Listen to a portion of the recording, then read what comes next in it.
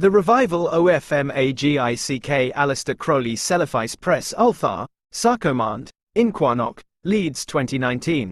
This essay was first published in the International, New York, in 4 parts from August through to November 1917, under the byline, The Master Therian, and reprinted in the Revival of Magick and Other Essays, O.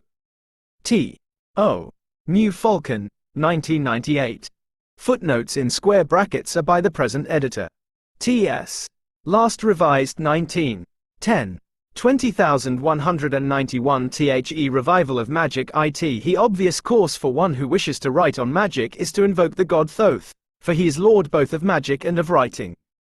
In truth, that is the very apt slip for our leash of silence.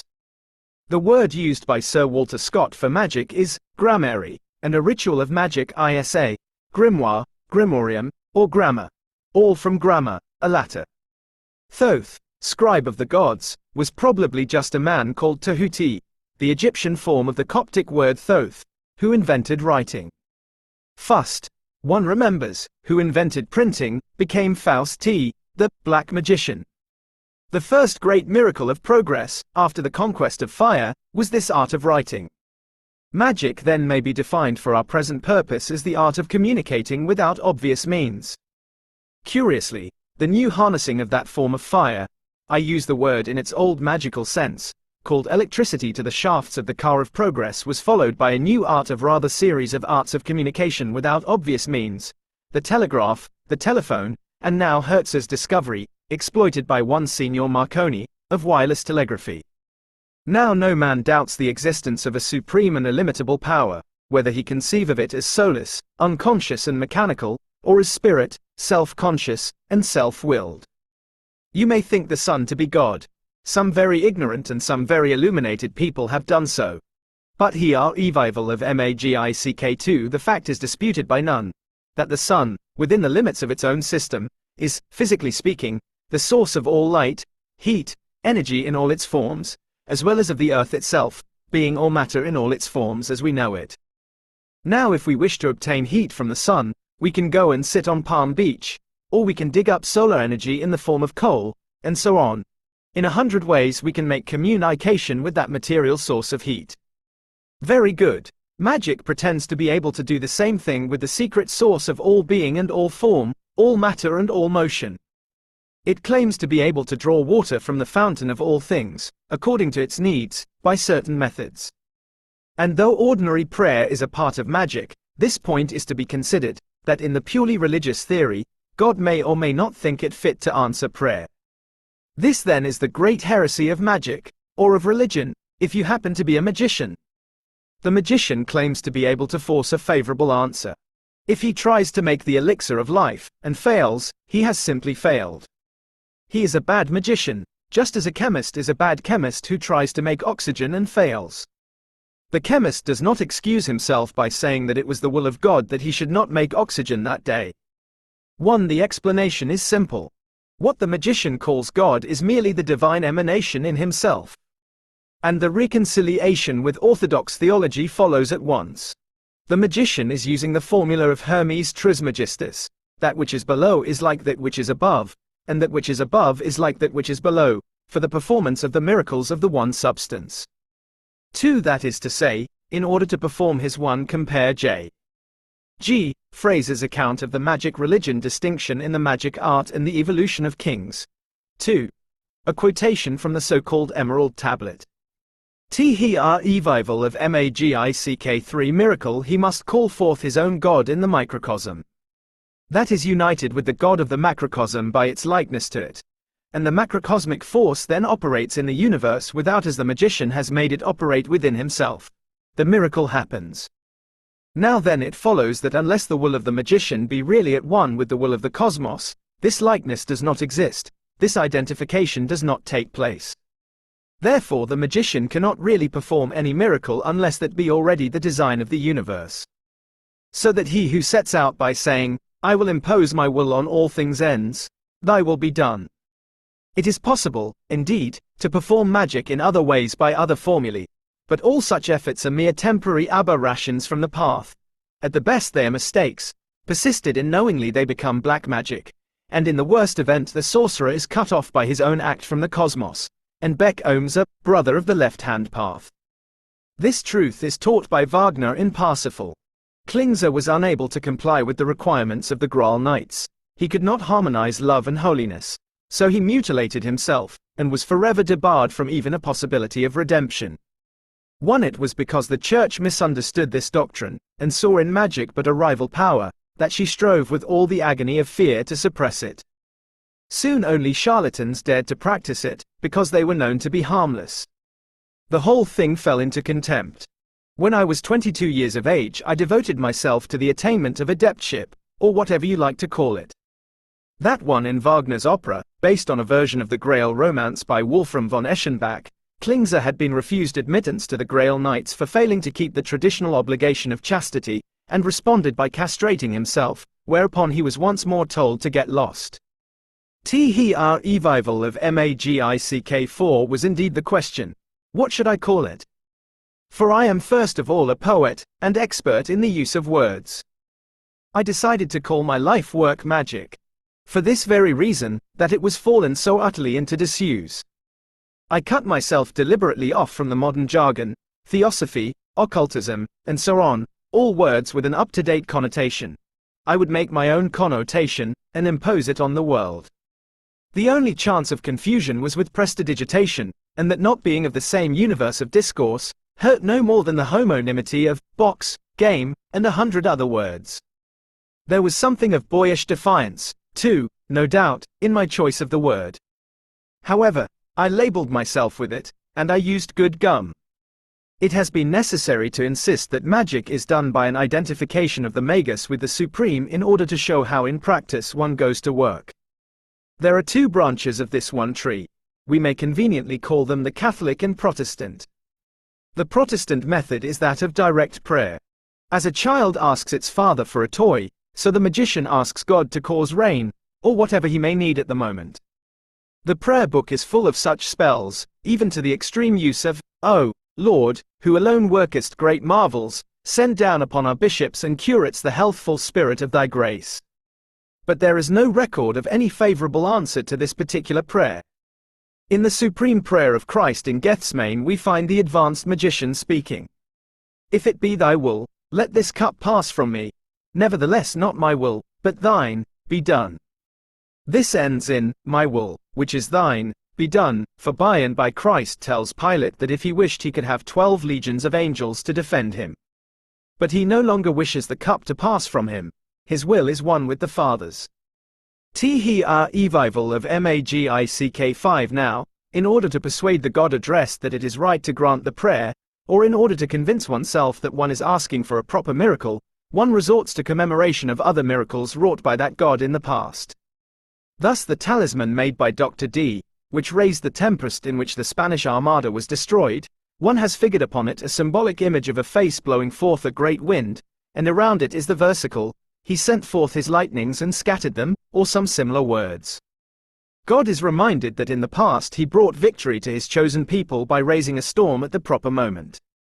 There is, in legal phrase, a precedent for the miracle. The conjurations of the grimoires abound in this sort of recitation before the God of his previous exploits. Here then is the link with the second form of magic, the Catholic. For in Catholic magic the formula is this: the story of the God is enacted before him. He is moved by the sight of his own sufferings or adventures, too, and at the same time the sympathy of the actors with the God is stirred to its highest point. The Bacchae of Euripides is a perfect example of this kind of ritual. In fact, almost all Greek drama of the classic period is of this kind. The Deus ex machina 3 speech at the end marks the identification complete. Similarly, the Eleusinian mysteries celebrated the adventures of Demeter. Those of Adonis and Osiris and Mithras tell the story of the sun, and thus invoke his power. J. M. Robertson goes further, and says that this is possibly an invention of Crowley's, or a repetition of a legend current in the Golden Dawn. It is not supported by D's extant diaries. +2 Here we must remember that most gods are deified men. 3. Lat. God from a machine, a term originating in classical drama where writers who were unable to resolve their plot, had a god turn up, in some instances literally lowered onto the scene by stage machinery, to sort everything out. The revival of Magick 6 story of the Last Supper, trial and crucifixion of Christ is not a history but a scenario. Nor is this view confined to rational ISTs and anthropologists of the type of Spencer, Fraser, and Grant Allen.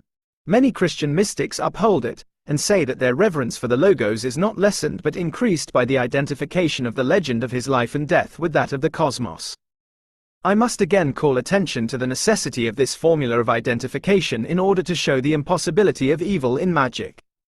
Evil is synonymous with failure. With the low-class sorcerer who sells himself as a slave to some devil, we have nothing here to do. That is the antithesis of magic. The aim is to command the spirits. Very well. Suppose we begin in a gross, selfish, avaricious way, and try to get the spirits to bring us gold. We call Hismael, the spirit of Jupiter. Nothing happens. We learn that Hismael will not be commanded but by his proper intelligence, Lophiel. So we call Lophiel. Equal recalcitrance on the part of Lophiel, who is only amenable to the orders of Sakiel, his angel. Same story with Sakiel. We go to Zadkiel the archangel. Still no good, for Zadkiel obeys none but El. Good. We invoke El, the god. We must then become El. And having done so, having entered into that vast divine essence, we cannot bother any more as to whether we have any money. We have left all that behind. So then we see that to perform any miracle we must show a divine reason for it. I have often asked for money and obtained it, but only when the money was really needed for some manifestly cosmic benefit. In fact, with whatever work one begins, one is led up to the great work. This is a logical process, and even if one were one, these names all belong to the Kabbalistic hierarchies of Jupiter, chest. See for example Agrippa, De Occulta Philosophia, lib. E. and 777. The revival of Magick 7 tempted to be illogical, and turned to black magic, those great forces whose names one has, perhaps ignorantly, invoked are invisibly about one, and bring one into line with a jerk, and none too gentle a jerk at that. Eliphas Levi defines black magic as the result of the persistence of the will in the absurd. One does not go mad on seeing the devil, because before invoking him one must be already mad. It is extraordinary how the formula of Hermes Trismegistus holds throughout. Magic is but the extension of the microcosm in the macrocosm. And as the macrocosm is the greater, it follows that what one does by magic is to attune oneself with the infinite. In myself I am nothing. In thee I am all. Self. Dwell thou in me, and bring me to that self which is in thee, concludes the great prayer of the Rosicrucians. This, however, explains why those who meddle with magic out of curiosity, or who try treacheries on magicians, find themselves in trouble.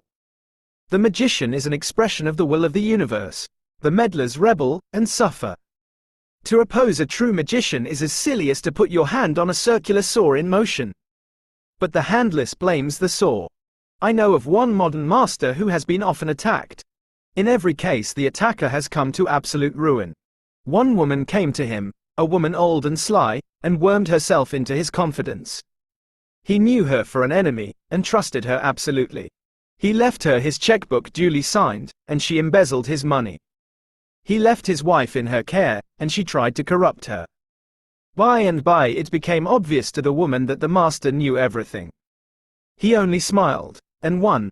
This prayer was used in the Adeptus Minor ritual of Mather's RRAAC, having been translated from one appearing in Geheime Figuren der Rosenkreuzer, a late 18th century German, Rosicrucian, work. Plus the revival of Magick 8 continued to trust her. So she went down with meningitis, and there was an end of her. In such a case the only mistake the magician can make is to defend himself in the normal manner. He leaves his castle, he will be slain. You must not go onto the enemy's ground. Perfect love, perfect faith, perfect trust, and you are unassailable. But use the weapons of the flesh, and you are lost. 2. It is in this somewhat dry disquisition, bordering as it does, I am afraid, on metaphysics, that is to be sought the reason for the revival of magic. Unless this explanation were first given, it might seem a mere phenomenon of folly, an hysterical exacerbation due to over-civilization. But assuming that irrefutable form of idealism which contents itself with the demonstration that, knowledge being a function of the mind, is the materialists not merely concede, but insist, the universe as we know it is equivalent to the contents of that mind, and assuming also that the mind contains a power able to control thought, then there is no absurdity in asserting that mind may be the master of matter. And the empirical rules laid down by the magicians of old may prove to some extent of use in practice. Such rules are in fact the inheritance of the Magi. This is not the place to discuss the disputed cases of the Rosicrucians, of the Comte de Saint-Germain, of Cagliostro, and others whose names will readily occur. The periods in which they lived are obscure, and the controversies sterile. But it is at least evident that some valid tradition lurked somewhere, for within the memory of living men are Eliphas Lévi I and his pupil Bulwer I. Alphonse Louis Constant, 1810–1875, Crowley-The French writer on magic. He revival of Magick 9 Lytton. 1. Now it is not philosophical to suppose that Levi was an upstart genius, though he does claim to have forced an answer from the ancient oracles and indeed to have reconstituted magic. I do not believe this to be strictly true. I believe that Lévi had living masters. But that Lévi first translated ancient ideas into modern terms is undeniable. Moreover, the influence of this great master was enormous, even in spheres external to his particular orb. The revival of French literature with Baudelaire, Balzac, Gautier, Verlaine, de Banville, Dehors, Villy, Haraucourt, Rollinat, the de Goncourts and a dozen other names of the first rank, was in a sense his work. It was he that formulated the philosophical postulates that made their art possible and triumphant. Such sentences as this: "A pure style is an aureole of holiness," may pass as the very canon of art. His reconciliations of right and duty, liberty and obedience, are cardinal to the gate of modern thought. I do not hesitate to assert that very soon the key of the mysteries too will be recognized as the very incarnation of the spirit of his time. In this book Levi offered to the Church a way out of the difficulties raised by the advance of science. That she rejected it was her suicide, just as Napoleon's disdain of his political philosophy was written large in letters of blood at Worth, Gravelotte, Metz and Sedan. 3. However, the few capable of initiation took Lévi to their hearts, and from that hour the revival of magic has never won. Edward Bulwer Lytton, 1st Baron Lytton, 1803–1873, English novelist. 2. Le Clef des Grands Mystères, one of Lévi's less well-known works. Translated excerpts appeared in a digest of Lévi's writings issued by Waite as The Mysteries of Magic. Crowley prepared a complete translation which was issued in the Equinox in 1913 and subsequently reprinted in book form. 3. The reference is to Napoleon III, whose regime, the Second Empire, came to an end in the Franco-Prussian War, 1871, specifically after the Battle of Sedan, September 1, 1870. Worth, Gravelotte and Metz were earlier battles in this war, which all went badly for the French. The revival of Magick 10 been in doubt. At the moment almost of Levi's death the Theosophical Society was founded, and Blavatsky's debt to the French adept is the greatest of all her obligations. In England Anna Kingsford, a mere megaphone for Edward Maitland, was at work. Also there was Mr. S. L. Mathers, a considerable magician who subsequently fell, and was smashed beyond recognition. 1. And, in the 90s, the giant figure of Alan Bennett. 2. In magical literature itself we find, as is to be expected, a reflection of these facts. Ever since Christian Rosenkreutz 4 there is nothing serious and first-hand, until Eliphas Lévi. The magical tradition was the basis of gracious fables like Undine, and of frivolities like The Rape of the Lock and its source the Comte de Gabalis. Sometimes it is treated more seriously, as in Lewis Monk, and Mrs. Shelley's Frankenstein. There are legends of Cagliostro, too, in Dumas' Memoirs of a Physician, and there is the Diable Boiteur and the Diable Amoureux. Nor let ever be forgotten that terrible and true magical apologue Le Peau de Chagrin. Casanova gives an admirable view of the matter, and Thackeray copies him cleverly enough in Barry Lyndon. But it is all hearsay. Eliphas Lévi comes up stage, and says plainly to the world, "I myself did such and such an operation of magic in such and such a time and place." 3. 1 Samuel Liddell, MacGregor, Mathers, 18. -1919, co-founded the Hermetic Order of the Golden Dawn in 1887 and soon became its sole chief. When the GD broke up in 1900, Crowley sided with Mathers for a time, but ca. 1903 fell out with him and, in a printed edition of the Goetia pirated from a Ms. which Mathers had edited and circulated among GD members, attacked Mathers and proclaimed himself head of the Rosicrucian order. 2. Alan Bennett, 1872–1923, a member of the GD who was for a time a close friend and colleague of Crowley, later emigrated and became a Buddhist monk. 3. C. Levi, Ritual de haute magie, Englische trans. As Ritual of Transcendental Magic, Cap. 13. He revival of Magick 11. He wears a mask illegible enough, it is true, but we have at least oratio recta and not oratio obliqua. For which we who remember bitter school days thank God, and prefer Livy to Livy. In his footsteps, if Bulwer Lytton did not follow, it was because of his public career. He comes near it. Everyone within even the widest ripple that is caused on the water of society when the stone of the wise is thrown therein knew that Sir Philip Derville's one laboratory was an accurate description of Lytton's own magical cabinet. It was clear to all ripe intelligence that in Zanoni the author was seriously expounding his own beliefs, discussing his own problems, justifying his own career. In the strange story he recounts incidents surely seen with his own eyes. Read his account of the evocation of a demon, and his other of an ordeal, and compare them with the stories of Livy. Observe how the ancient directness revives in them, and contrast them with the sneering rubbish of the courtly abbé who wrote the Comte de Gabalis. It is evident where the truth lies. And now let us turn to the evidence of men yet living. 3. Alan Bennett was born at the time of the Franco-Prussian War. His father, an engineer, died when he was a young child, and his mother brought him up a strict Catholic. When he was about 8 years old, he happened to hear that if you repeated the Lord's Prayer backwards, the devil would come. This enterprising infant at once set himself to learn it backwards, and, when letter perfect, went into the garden and said it. Something, the devil or one of his angels, did one a character in Lytton's novel A Strange Story. Revival of Magick 12 appear, and the child ran screaming in terror to the house. We hear of nothing else of the same kind for a long while, and the same startling sporadic success is true of his first step in mysticism.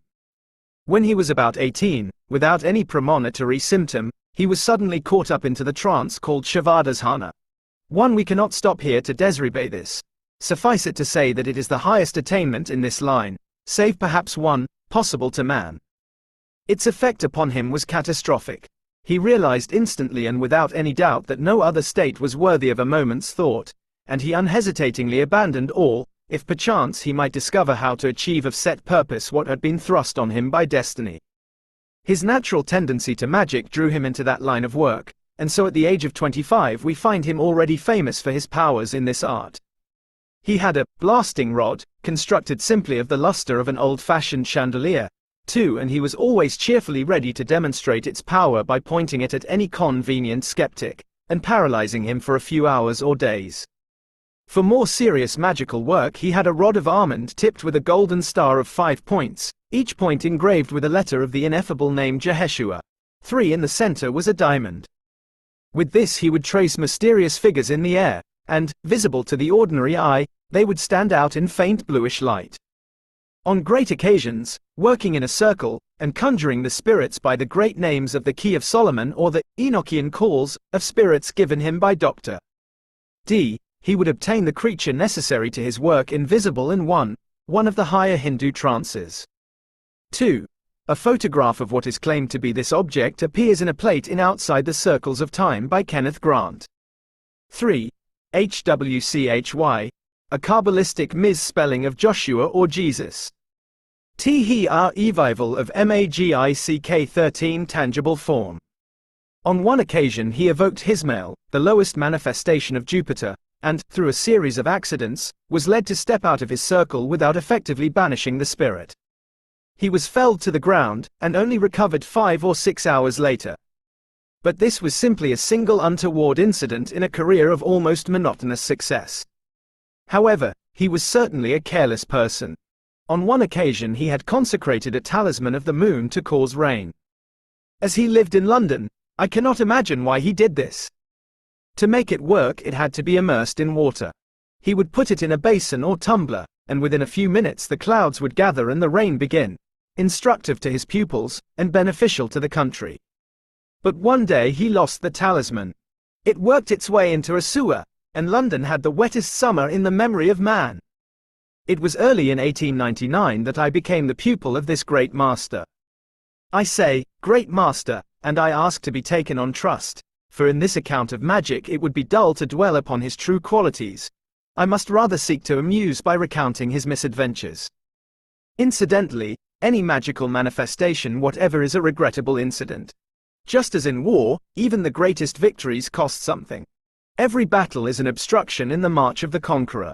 In order to explain my meeting with Alan Bennett, it is necessary to give a short resume of my own magical career. I was in my third year at Cambridge when the call came. I had been intended for the diplomatic service, and had also a great ambition to be a poet. In fact, I had written many 100,000 lines, all of which I diligently destroyed in one great holocaust of paraffin and paper a matter of 8 years later. Revival of Magick 14 now struck me quite suddenly that, even if I got the embassy at Paris, why, who was ambassador a century before? I did not know, and nobody knew, or cared. Even if I got fame like that of Aeschylus, why, who reads Aeschylus? A few scores only, even in a university where classics are compulsory. And, anyhow, one day or other the earth must fall into the sun, or go dead like the moon. I saw the vanity of things. I must find a material to build my temple, something more permanent than the hearts and minds of men. This conclusion came to me reasonably enough, yet with all the force of a vision. I cannot hope to convey the quality of that despair.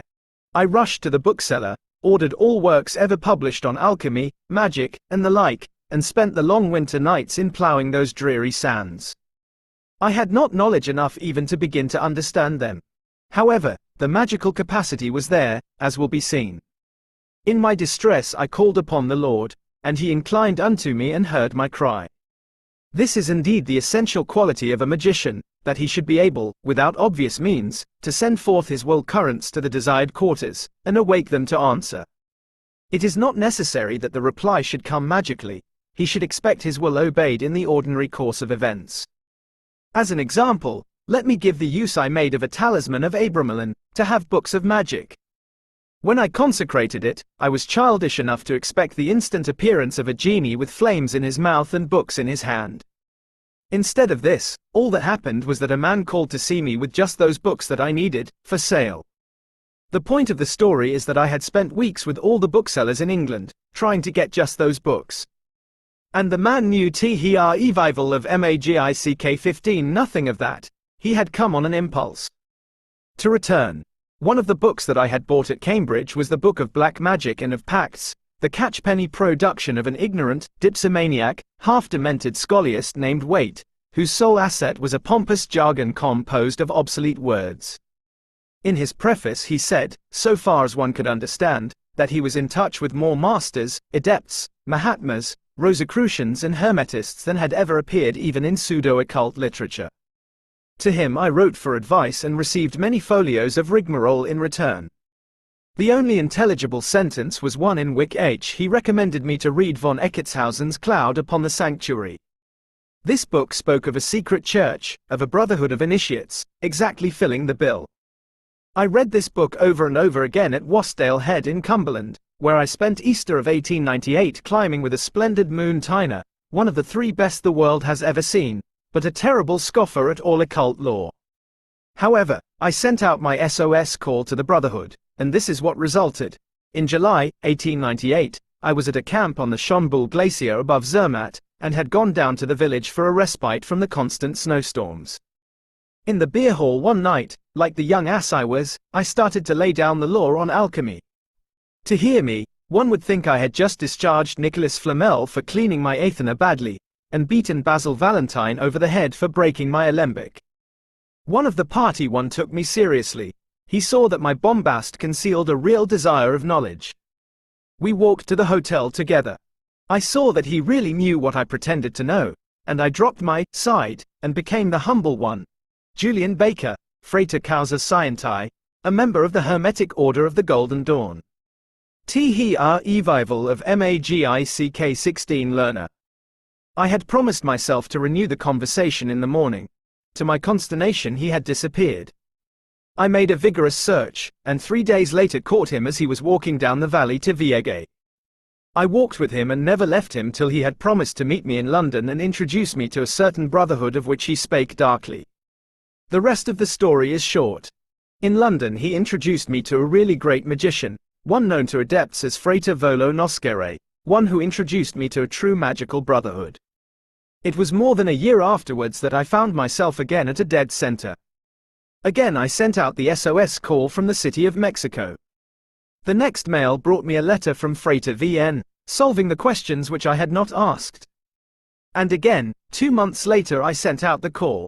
This time a master came from England to teach me a new path. And who should it be but the mountaineer, who had always passed for a skeptic. At the moment of my first call he had been sitting opposite me at the fireplace, had been linked to me on the precipices of Scawfell by a rope. If only I had the eyes to see him. My life has been full of such incidents. If anyone cry, coincidence, let him also admit that her long arm was very effectively pulled by my conjuration. Now to more amusing facts of my career. The first thing I learnt was to travel in the astral body. This seems to have been a natural gift with me. In half a dozen experiments I was already master of the astral plane. I could go where I would, see what I would, hear what I would. At that time I did not know of those higher planes to which initiation is. The only key. 1. Lat. I want to know. George Cecil Jones, a GD adept who later, ca. 1907, co-founded the AA with Crowley. Revival of Magick 17. The next step to going out on the astral plane is to get it to return the visit. In other words, evocation of spirits to material appearance. It was just as I started on this that I found Alan Bennett. The occasion was an initiation into the order of which we were both members. But he had not been present since I joined it. After the ceremony I was led trembling before the great man, and of course, could say not a word. However, in the ante-room, an hour later, he came directly to me and began. So, little brother, you have been meddling with the Goetia. I protested myself unworthy even to pronounce the word. But he had spotted me as a promising colt, and when, using my opportunity, I made myself even as his familiar spirit, he consented to take me as a pupil. Before long we were working together day and night, and a devil of a time we had. In my chambers in Chancery Lane I fitted up a temple, the walls covered by 6 vast mirrors, so as to throw back the force of the invocations. There was circle and triangle on the floor, and an altar in the midst of the circle. I constructed all my magical weapons with my own hands, except the wand, which cannot be made, but must be transmitted. This, a shaft of almond cut with a single blow of the magic knife at sunrise on Easter morn, was transmitted to me by Frater Volo Noscere. The effect of all this was pretty sultry. I was attacked by a black magician too in the very early days. The story is told at length and with perfect accuracy of detail in my tale, At the Fork of the Roads. It is too long to cite here. I will only say that a woman was sent by the Black One, i.e. the Golden Dawn. 2. William Butler Yeats, the poet, a member of the Hermetic Order of the Golden Dawn whom Crowley resented owing to personality clashes and professional jealousy. Revival of Magick 18 lodged to get a drop of my blood, that she succeeded, that for 10 nights following I was assailed by a succubus which I killed with my hands every time, that with the help of my master I put her out of business by sending a plague of cats to her house, and that when she came to try for more blood I punished her by sending her into my black temple, a tiny closet where I kept a skeleton which I fed on mice and birds with the idea of creating a material and living demon servant, where she was rent in pieces by the evil things she had invoked. She went to the devil, and her master fled the country. Not bad, all this, for one's first year of magic. One of our great exploits was the saving of the life of my master. Absolutely unselfish, he would never stir to help himself, and he was a permanent invalid from spasmodic asthma, with complications. Frater VN and I determined, in the name and for the sake of the order, to save him. We evoked the spirit Bua 1 to visible appearance. This was not wholly successful. At that time we wanted things to happen as they did in books. For we were young. But we got the right leg and the foot and ankle of the left as solid as need be. And the head, helmeted, was dimly visible through the incense smoke. In those days we were too pious to use blood, or we might have done better. However, the purpose of the work succeeded. The master recovered, and is alive to this day, 15 years later. Curious how dull good is, how amusing evil. Much keener in memory is one night when Frater VN and I were alone together working on the talismans and other necessaries for some operation or other, I entirely forget what. We went out to one, a Goetic president who, amongst other things, healeth all distempers in men. Plus he our revival of Magick 19 dinner, and before leaving the room, I noticed that the temple door was slightly open. It was locked by a Yale key of which there was but one, which had never left my possession. In those days my chief alarm was that someone would get into my magical affairs. Nowadays I callously let them in. If they blow their heads off, that's their affair, not mine. So I sedulously slammed and tested the door, and out we went to dinner. On the stairs was a black cat, not a real cat, either. Back we came from a perfectly temperate meal, found the outer door secure as we had left it, entered, found the temple door wide open, though with no sign of violence, and the altar overthrown, and its furniture tossed in all directions. And then the fun began. Round and round the big library tramped the devils all the evening, an endless procession. 316 of them we counted, described, named, and put down in a book. It was the most awesome and ghastly experience I had known. Strange how they loved to open doors. In the east of my big temple in Scotland was a secret shrine, onto which folding doors opened. These I would lock, padlock, seal, nail down, fasten, in short, by every manner of means. Yet, every time I left the room, I expected to find them open. Too often to recount, I did so. I set all kinds of traps for the spirits. It was useless. As long as I was in the room nothing would happen. The moment I shut the outer doors behind me, the inner ones would open noiselessly. I ultimately had to perform a special ceremony to get rid of the annoyance. The demons who played this game were the 49 servitors of Beelzebub. When tamed they became exceedingly useful. There is a manuscript in the Arsenal Library of Paris which has been translated and published under this title, the book Oft hier Revival of Magick 20, the Sacred Magic of Abramelin the Mage. 1. It is the best and the most dangerous book ever written. The translator, who lived at the other end of Paris, had to give up cycling to the library, so many were his accidents. Even afoot, he was in constant danger of his life. And he misused the book, fell from a very creditable degree of attainment as a magician to be a loafer, a dipsman IAC, a sponger, and a blackmailer. In the end he died insane. 2. The book is the address of one, Abraham the Jew, to his second son, Lamech, bestowing this magic upon him. The author records his research, his many travels and disappointments. At last he meets with one Abramelin in Egypt, goes with him into an oasis, and is there initiated by the bestowal of this sacred magic. He returns, achieves the task, and employs his powers to the glory of God and the benefit of his neighbor, forcing even bishops to restore stolen property, winning battles for electors by the timely creation of artificial cavalry, healing the sick wholesale, and generally bestirring himself as a philanthropist. The substance of the operation is as follows. Get a house in a quiet place, have a terrace opening to the north of your oratory, have robes and a crown, a wand, and a few other not too Persian apparatus, and then get busy. Pray more and more every day to obtain the knowledge and conversation of your holy guardian angel. After 2 months cut out all distractions and pray harder. After 2 months of that, pray harder still. 1. The Muse of Abramelin in the Arsenal is a French translation, somewhat incomplete and defective, of a work the earliest known MSS, of which are in German and believed to date to the early 17th century. Abu T. 1899, S. L. Mathers prepared and privately published an English translation from Th. is French Muse. 2. This statement is a malicious lie. Mathers died in the influenza epidemic following the World War. He was alive at the time this was written. T-He-R Revival of Magick 21. Then the climax. The angel appears and instructs. Then and not till then summon the 4 great princes of the evil of the world and compel them to swear obedience on the wand, and order them to operate certain talismans. The next day call the 8 sub-princes, and the third day their servitors. The book is written throughout in a serious and simple style. It is by far the most convincing medieval magical document in existence. The personality of Abraham himself is evidence. And any person who doubts magic has only to get a copy of the book, and refuse to take it seriously. He will get proofs enough in standard time, place, the back of the neck.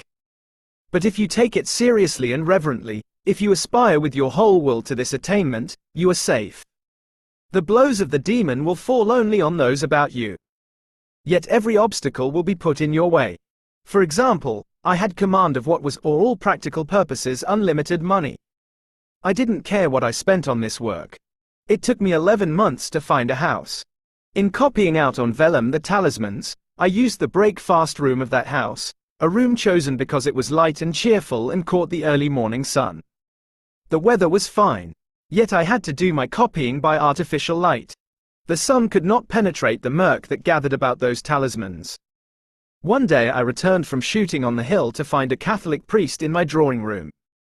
It was to ask my permission to do what he could for my gardener, a total abstainer of 20 years standing who had gone raving drunk.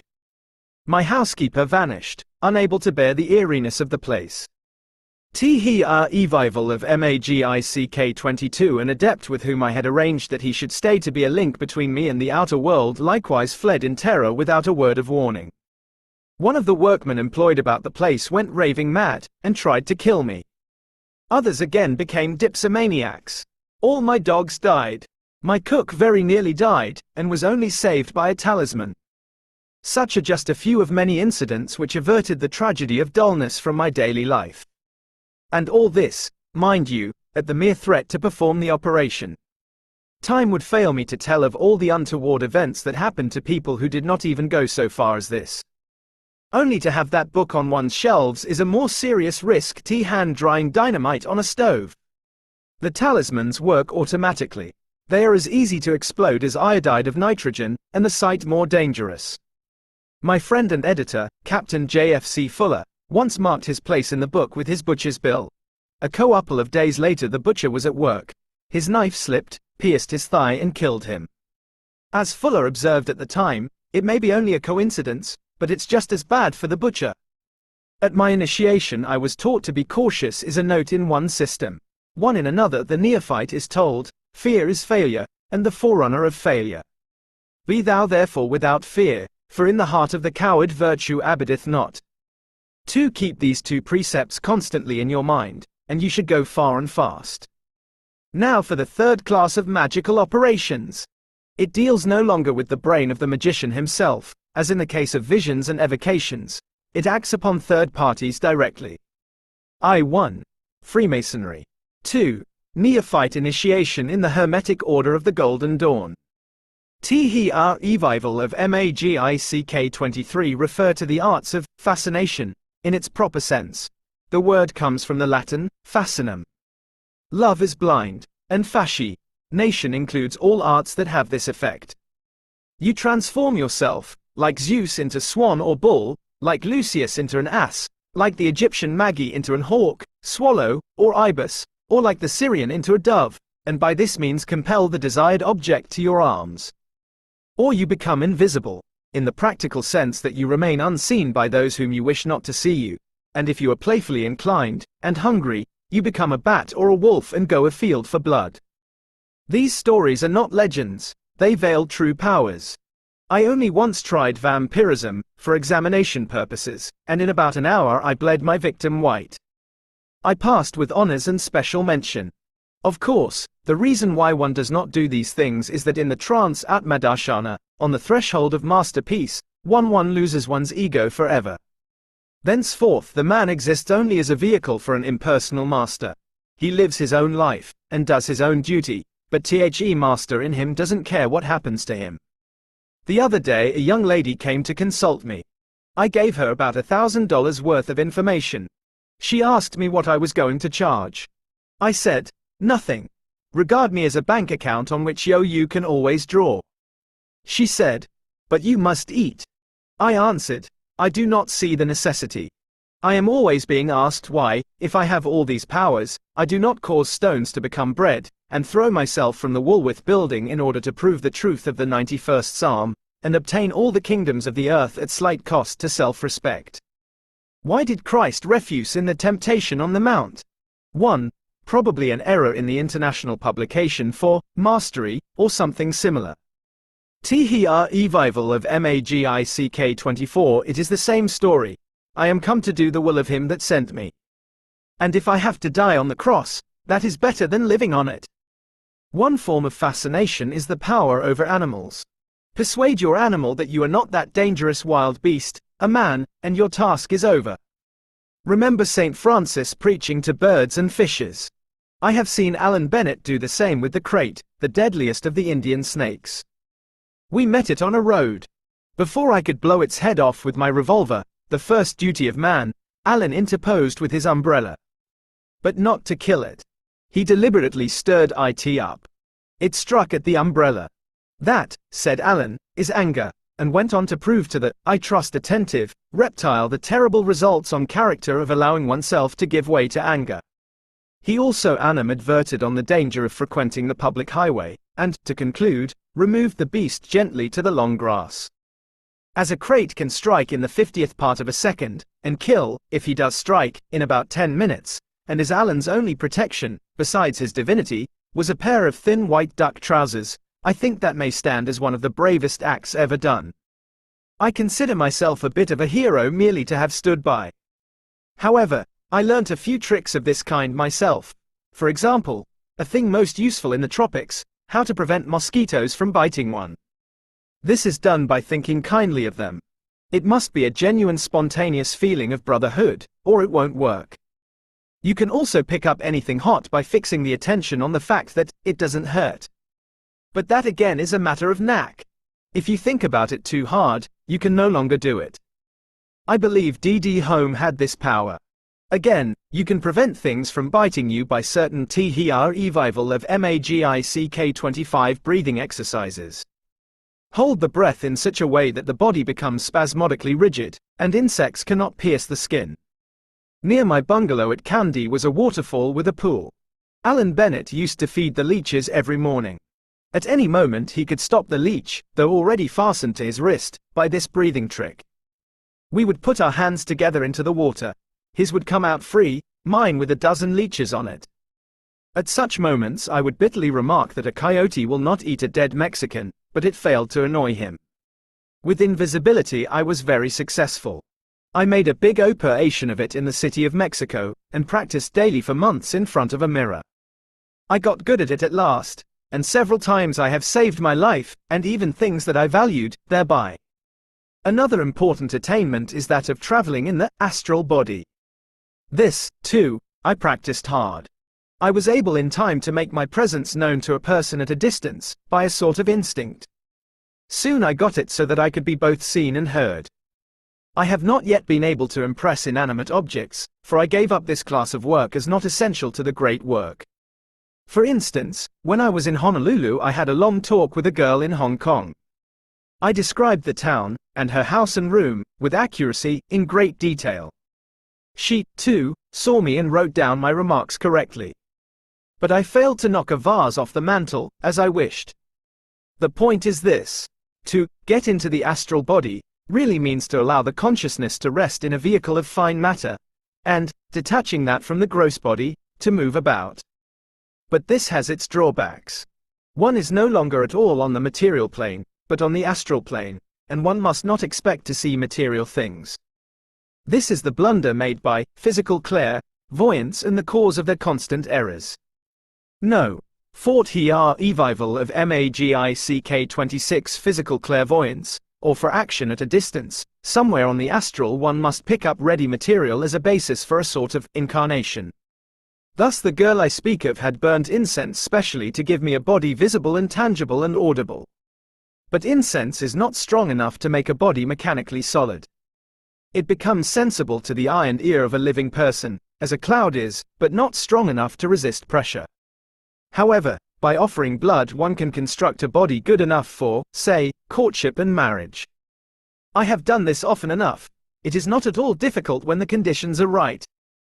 It is dangerous, though. If anything happened to the blood when you were using it, there would be a nasty mess, and if the blood be not carefully destroyed after you have finished with it, it may be seized by some vampirish elemental or demon. I think no one below the grade of Magister Templi should use blood, unless he be also an initiate of the X degree of O.T.O. Such have been only a few of very varied activities.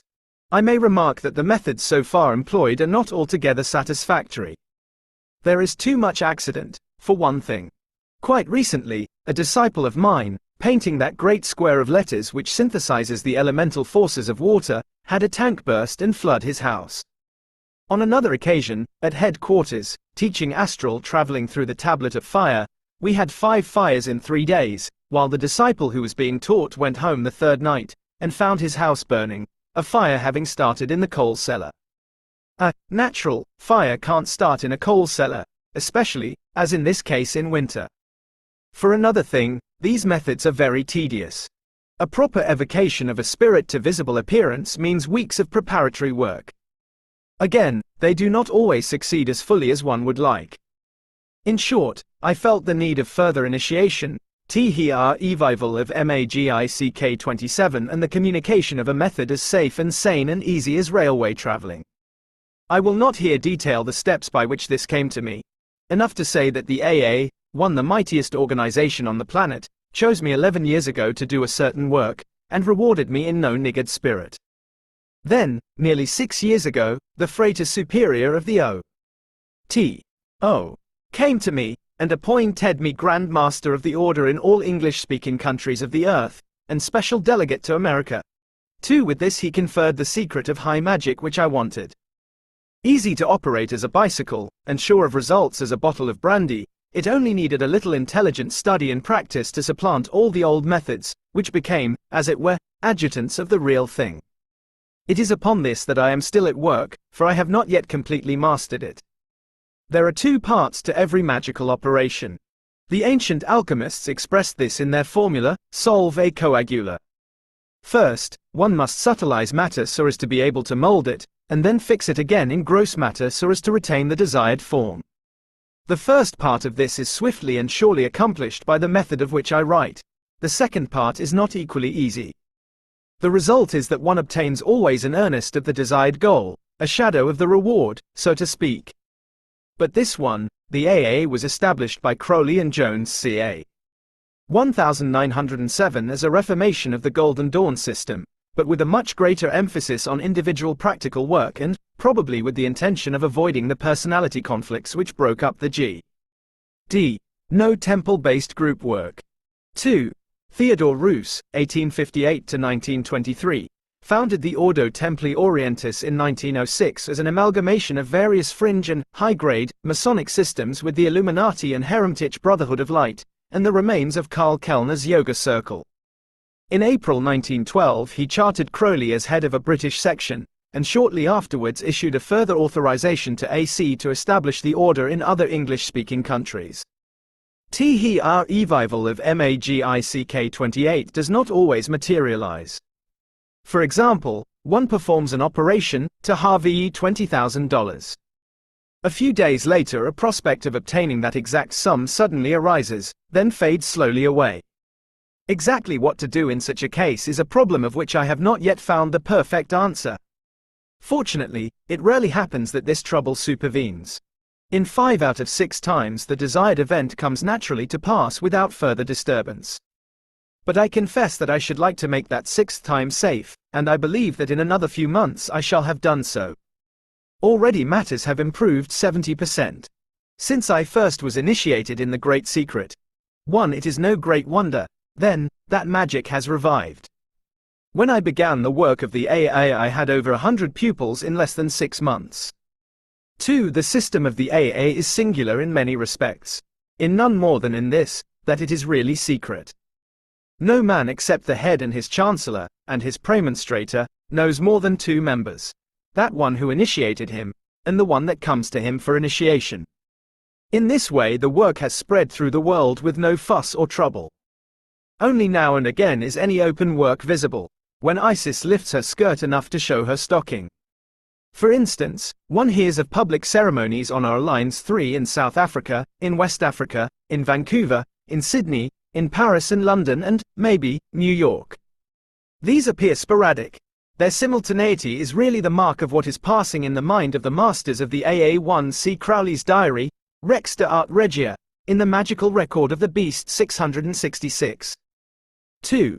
It is not clear that more than a handful of these even got past probationer. 3. Given what was said in the previous paragraph, this phrase seems almost a contradiction in terms. But then it was never made clear how the requirement for our members not to know each other as such with the stated exceptions was to be reconciled with the clause in the task of every grade from probationer to dominus liminis, Liber 185, to everywhere openly proclaim one's connection with the AA etc. T. R. Revival of Magick 29. The success of the O. Is even more striking to the uninitiate, because its results are more apparent. Part of the policy of this order is to buy real estate everywhere, to build and furnish temples, lodges, and retreats.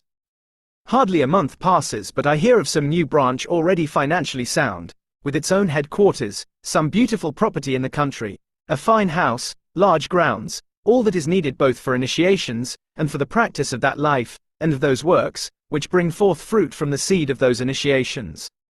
One and every week brings me news manifold of what is being done. There is hardly a country in the world which has not dozens of members hard at work at Magick, and for the most part making progress at a rate which almost makes me jealous, although for my generation I made advance which was a miracle of rapidity and excited the envy of all the duffers. But the work done by my masters and, I think I may truly say, by myself also has simplified the work incredibly for all. In the Equinox, 777, conks on pax and a few secret documents, the whole mystery has been explained, and, for the first time in the history of Magick, a standard encyclopedia has been published. It is no longer necessary to study 50 strange tongues and wade through 10,000 obscure and ambiguous volumes. With 3 months' study and a year's practice, any man of moderate intelligence and sufficient willpower is armed, once and for all, for the battle.